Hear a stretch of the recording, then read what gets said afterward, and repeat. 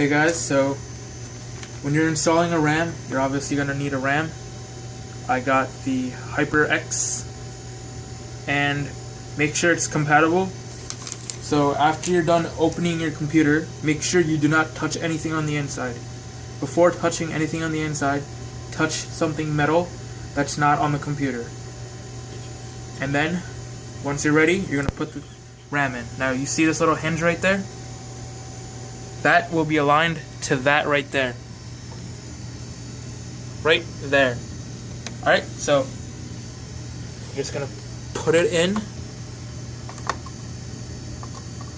And then you put a little pressure to it. It should snap in. Right like that.